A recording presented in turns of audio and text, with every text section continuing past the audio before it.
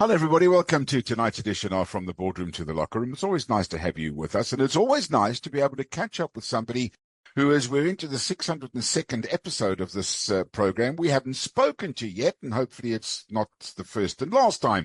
The new coach of the Proteas men's hockey team, Sigs and Thuli, joins us on the show. Sigs, first of all, welcome to the program for the first time, and congratulations on the appointment. Yeah, thanks, Louis. Thanks for having me. And like you said, I hope it's one of many other engagements we'll get to chat. But again, thanks for having me on the show. Looking forward to it.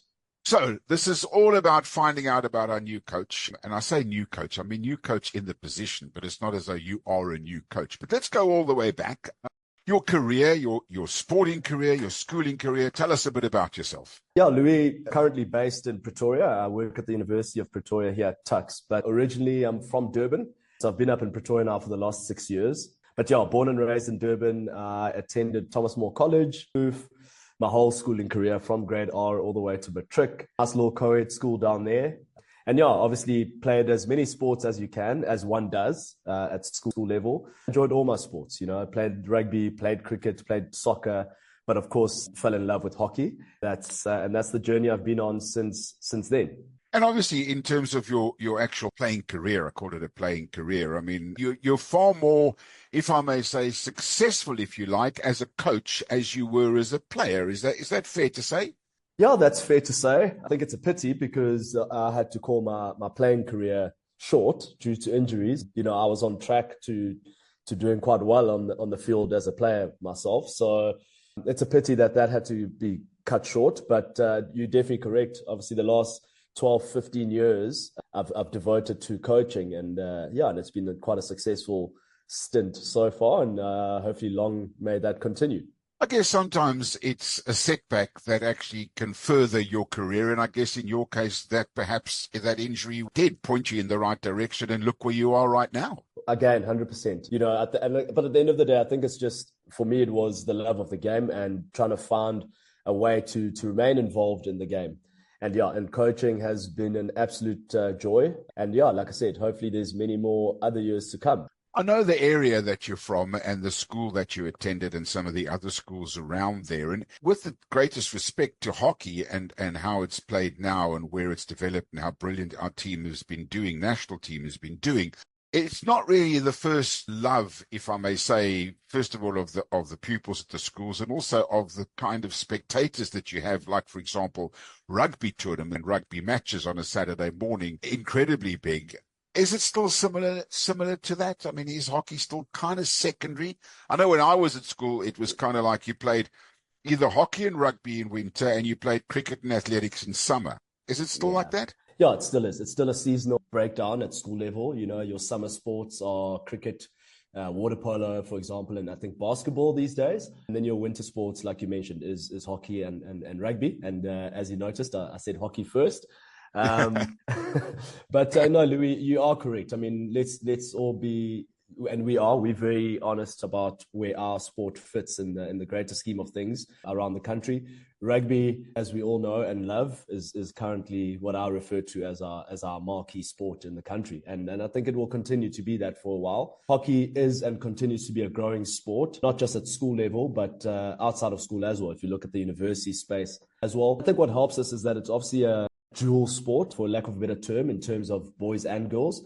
So it actually has become one of the bigger sporting codes at school level around rugby and your cricket. And I know netball is also a sport that's picked up quite heavily in the girls division, at least. So yeah, it's a growing sport. We've got big numbers across the country. And like I said, hopefully that can continue growing. So you obviously you've now decided that you're going to go into coaching, and you started off in terms of South Africa at the under 18 level, looking after the South African under 18 team and then the under 21s. And we'll talk about your move to Pretoria in a short while's time. How many of those players in the SA under 18s and under 21s have now progressed into the Proteas fold? And do you find that players are lost to the sport as they get slightly older? Louis, that's, that I've literally just got goosebumps with that question because, just first thing is I've actually been coaching the national teams from under 16. We start selecting our national groups from under 16, and that's actually where I started. So the progression has been from under 16 18, 21s up until where I'm at now with the senior team. And that is one of the things that I'd probably put it as the biggest joys of what I do, is seeing the throughput and seeing the players that, you meet 10, 12 years ago who are now, representing the team or the national team at the highest level. We just got back, and I don't want to jump ahead of the interview, but, attending major events like the Olympic Games and World Cups with players that you selected at under 50. So that is one of the biggest joys of what I do. Yeah, and I think you asked about the throughput and do we see players going through? Do we lose players along the line? I think, unfortunately, that there's always going to be a yes factor to that. And that's simply down to, hockey players, I believe, are probably one of a set of players that are extremely talented when it comes to ball sports. So we often find ourselves with a lot of cricketers in our team, a lot of, rugby players even. But often it's the dual combination of hockey and cricket. Right now, unfortunately, our sport in this country is not professional. So, players at the end of the day have to make decisions that suit their careers, I guess. And we definitely have lost players along the way. Maybe we'll choose to go play cricket professionally. But in the long run, percentage-wise, there's definitely a larger throughput than the players that we lose along the way. What has obviously helped us, and I know it's not professional in South Africa, but a couple of the players have managed to find themselves professional contracts outside of South Africa. And that certainly must do your job the world of good, as well as the fact that it's put us right up there in terms of how well we've performed at Commonwealth Games and Olympic Games because of the experience they're getting outside of the country. Yeah, Louis, it's an ongoing conversation. It's one of the chats that, as a new staff, we engaging with SA Hockey about, because there's pros and cons to every decision. And you're absolutely right. Our players, from an individual perspective, have grown in leaps and bounds, by playing in some of the top leagues around the world, in Germany, in Holland, and Belgium, to name a few. And our boys have improved and have brought a lot back to the program. The downside to that, unfortunately, like I said, there's pros and cons to everything, is it obviously doesn't allow us as a team to then get together as much as we would like to, in terms of contact time and training and preparing for these major events that we attend. So it's an ongoing conversation. It's a no-brainer that players going abroad and playing in the best leagues in the world improves them. But we're right now in a situation where we are all still trying to find a way where we can get the best of both, get our players out there, but also, with some financial backing, be in a position to be able to, when we need to prepare and get together as a team, have them around for those moments as well. So you've been assistant coach until obviously your appointment recently as the national coach. How much do you take from your time since 2018 as the assistant coach into your coaching role now as the man in charge? I mean, I know the title is different, but how different is it really, the responsibility? How different is your job as coach compared to assistant coach? Yeah, it's extremely different. At the end of the day, I'm now the new guy who's accountable for the results of the team. My previous role, like you said, for the last 7 years as the assistant coach, has been more of a supporting role to the head coaches that I've worked under. And at the end of the day, like I said, the head coach is accountable for the image of the team, for the results of the team, and so on. My ideas don't change, of course, because I want to speak for everyone, but speaking for myself, as coaches, we all have a philosophy how we want to go about coaching and working with our different teams. So my headspace and the brand of hockey that I would like to see the team play hasn't changed in terms of the message I've tried to share over the last couple of years. But at the end of the day, I'm now responsible, like I keep saying, and the program is driven by my energy. I'm very lucky now to have support staff that I requested, and the association were favorable in allowing me to work with the staff that I asked for. So again, it's about getting that group of people on the same idea before we even engage and start working with the players. So it's been a good couple of months since the appointment, but we know there's challenges ahead, and as we think we're ready for that. So is it kind of like, as assistant coach, you keep your head in the trenches? Now as coach, you got to pop your head out of the trench occasionally. Exactly. 100%. There's nowhere to hide here now. Yeah. Like exactly as you've said, not that we hide intentionally as a support staff, but sure. Often whether it's media or spectator or parents or players, often those questions get directed at the head coach, and rightfully so, because one person must, at the end of the day, be accountable for the decisions that are made for the group. So let's just talk a little bit about yourself. Obviously, hockey is running through your veins, and you love to play other sports. What do you do for fun? I mean, when you're not on a hockey pitch, I mean, are you on a golf course or are you playing cricket? What do you do? What are you up to? Yeah, Louis. I mean, when there is time, right? But the golf part, tried, and I don't like things I'm not good at. Okay. So yeah, I've given that a go. My close friends are all keen golfers, and they've often tried to get me on the golf course. But I don't think I lost more than 3 rounds in a full 18. So I've given that a break. But I think the generic stuff, Louis, just spending time with family and friends. The social side of things, braai on a Sunday, on a Saturday. I'm a keen Chelsea football fan, so watching some football on the weekend. So that's my getaway, really. Tuks and Pretoria from Thomas Moore and Durban. What a change. I mean, tell us what it was like moving from there to Pretoria, to obviously a magnificent university with wonderful facilities, which we'll talk about in a minute. But the actual uprooting from Durban boy, KwaZulu-Natal boy, up to the Bulls, big transition for you. Yeah, Louis, massive transition. I am still through and through a Sharks supporter, black and white. Nothing else matters. Yeah. But that the move has been really enjoyable. Often, I get that question, and my response is, it's become a trap. I refer to Pretoria as a trap because I've been here for 7 years and it's gone by so quickly. It literally feels like I've only been here for 3-4 years. But one of the reasons I've enjoyed it is, again, maybe it goes back to, one of my passions around being a national coach or being involved in the national space. One of the things I really love about South Africa is our diversity and our different cultures and all of that. And moving from KZN and coming into, a strong history or traditional Afrikaans city has been a massive learning growth for me. And I've really loved that. I've loved interacting and learning, attempting to learn, different language, different cultures. And I think that's helped me a lot in other spaces like the national team. I've really enjoyed my time. Like you said, the university has been extremely supportive. It's a great place to work. So loving my time in Pretoria so far.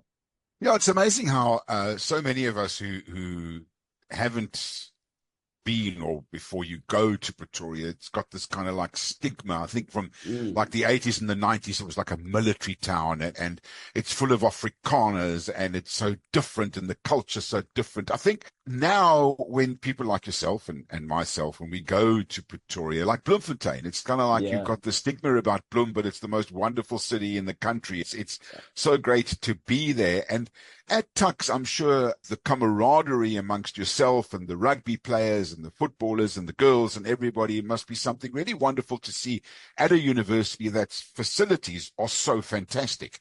Yeah, Louis, that's 100. I mean, again, I'm getting goosebumps with your explanation there, because again, that's been one of the biggest joys of the move is working at the university up here. A very successful university traditionally, and tapping into each other. You mentioned the rugbies, the cricket, and the netball, the swimming, the football. The tennis. I could go on. We're very fortunate to have the sporting culture that we have up here. And our director, who often gets us together. We meet once a month as the head coaches around the campus, and it's so inspiring to sit in that room and really tap into each other and spend time around each other's programs. Continue just understanding the different ways of going about things, and that has been one of the biggest joys as well. The workspace at Tuks, and again, like I keep saying, really, really enjoying it. But more importantly, just having a leadership in the space that allows us to grow outside of Tuks and is very supportive of us in our external roles and finds a way to make it work. So it's been a great stint so far. You're listening to the edition of From the Boardroom to the Locker Room. We'll have more for you after these. Hello, beautiful souls. I'm Nolita. And I am Kinga. Join us for a transformative experience, the Womb Goddesses Circle, with Unique Yet Connected. If you are seeking healing from trauma or craving balance and connection, this event is for you. We'll guide you through meditations, energy work, and practices to gently release old wounds and restore harmony. When your womb space is balanced, everything else falls into place. Experience greater well-being and deeper self-connection.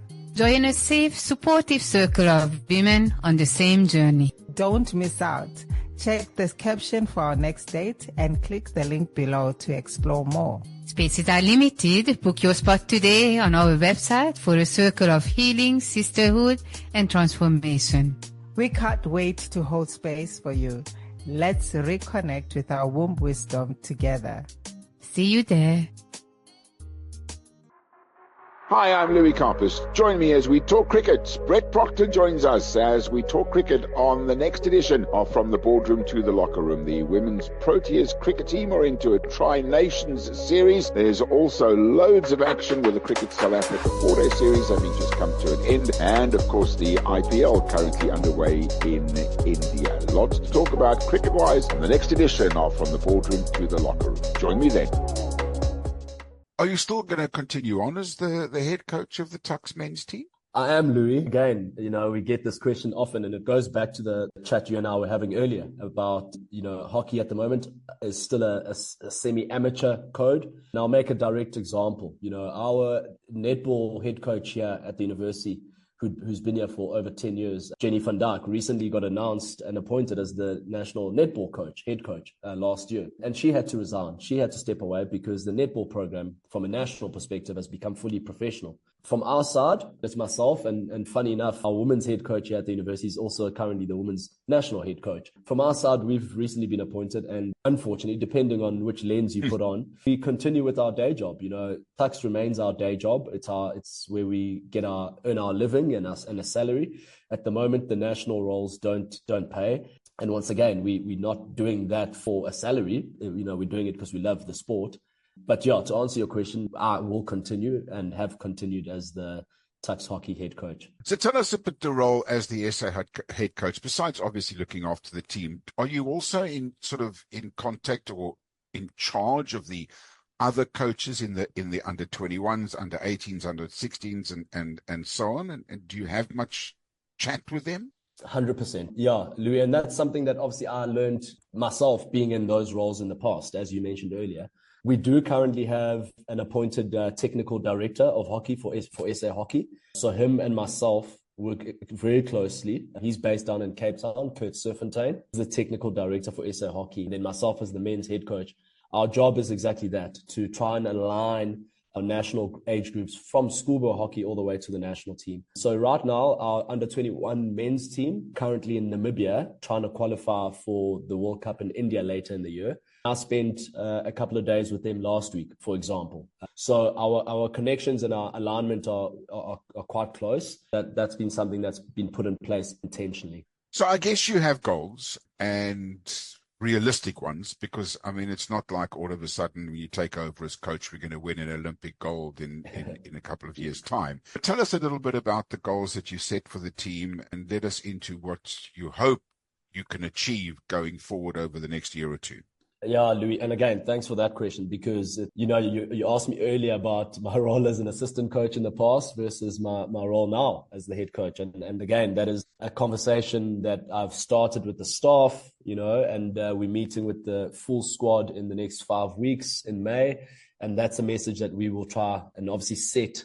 I know the Springboks call it alignment camps, for example. We call it, base camps, where we have conversations and we try and set out objectives for the future. And that was my chat with the association to try and be realistic in our goals, exactly like you said. So I've set out a 10-year proposal for SA Hockey that we are working towards strategically. That's the aim. And in the past, one of my frustrations maybe, and of course this is not directed at anyone in the past, but has been that we have gone from event to event in isolation and spoken about medaling or getting medals at each event, which, in my viewpoint, that wasn't always the reality and really wasn't attainable. So we are any national team, any elite team is a competitive team. So of course, as a group, we're extremely competitive, and you go into every fixture wanting to win. But the reality is that, you know, we need to work towards something, and we've got small goals that eventually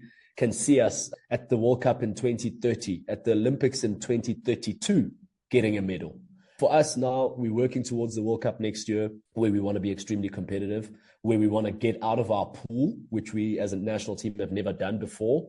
And then that will be a same approach to the Olympics in 2028, getting our national team into the top 8 of world rankings. That is our immediate short-term 3-4 year goal, is to get into the top 8 of world rankings by 2028. And then, like I said, by 2030, 2032, then we feel we would be in a position that we can start talking about medals at these major events. You obviously are in a disadvantage in terms of some of the other sports with regards to SASCOC, and you kind of like have to be absolutely at the top of your game to be recognized by them to qualify to go to Olympics. It's unlike a sprinter who, if he runs 9.9 once in a season, he qualifies and he goes, he's automatically in the team. It must make it even more difficult to get there, and I guess you use it as motivation for the players to win all the time to qualify for these big events. Yeah, absolutely. I think, Louis, I'm not sure if you're aware, but on that point, you know, in 2016, the team qualified. And never went. And never went, exactly. Yeah. So, you know, so our relationship with SASCOC was tainted a bit back then. But I must say, again, in my last 7 years from 2018 being in this space, it's a relationship that we've worked extremely hard to mend, to improve. And I must give credit to SASCOC. They have been supportive. And, you know, in the conversation within the team space is exactly that. You know, it's a SASCOC thing. It can be a sponsorship thing, which is something we're always on the lookout for and working towards. But we know that as a team, we also need to do our part. And our part is, it might not always be result focused, but our image, how we carry ourselves on and off the field, how we compete is really important. And I think SASCOC have started to see that. If we look at the previous Olympics now in Paris, you know, we didn't get out of the pool. But from a rankings perspective, we came into the tournament as the lowest ranked team at the event. Out of 15 teams, we came in as the lowest ranked team. But we ended up finishing in the top 10. We finished 9th. Yeah. You know, so the teams that we are expected now to beat and compete with, we are doing that. And you know, we look at the host nation like France, who, like any host nation, you know, I would imagine there's a lot of financial backing going into those events for them. You know, we ended up beating them quite convincingly in Paris. So moments like those, yes, we don't come away with the medal, but I do believe that sponsors, SASCOC, are starting to see our efforts and us really going out there and doing our best to compete. So, Six, you mentioned something in last answer about image, and that obviously is so very, very important when you're competing with the likes of rugby and cricket for sponsorship. And you guys are doing a really good job, but it's never enough, is it? You always need more sponsorship and more money to be able to enhance what is a semi-professional sport to get you guys to go to these big events. Yeah, no, absolutely. For now, it's not enough. You know, we are hoping that along the way, we will draw the right attention towards our program. And like I said to you just now, you know, from our side, we have to have some honest and hard conversations within our team as well. It's all good and easy to just go out there and ask and you know, at the risk of begging for support and financial support. But from our end, we need to also go out there and put out performances, carry ourselves in the right manner, and just at the end of the day, really be good role models to future hockey players, and not just future hockey players, by the way, to the youth of South Africa, and try and inspire people, not just from a hockey perspective, but just to be good humans and live life in the right spirit and all that, you know, type of stuff. So we are having these conversations, and right now I must give credit to the player group. I think that our players are all working or studying full time. So everyone has a lot on their plate, but the effort that everyone is putting towards, I know it's a cliche, but literally leaving the jersey in a better place is really commendable. And a lot of that is down to everyone involved in the team, players and staff. Six Ntuli, the new coach of the Proteas men's hockey team, it's been an absolute pleasure chatting to you, finding out a little bit about your thoughts and about you. And I'm sure that whoever's been listening to this program is going to go, wow, We've got a real gentleman in charge of SA Hockey. Not that the predecessors weren't. No, don't get me wrong, but obviously a big job ahead, and we wish you absolutely all the best. And I can tell you that we'll be coming knocking on your door for another chat as the seasons progress. Thank you so much for joining us.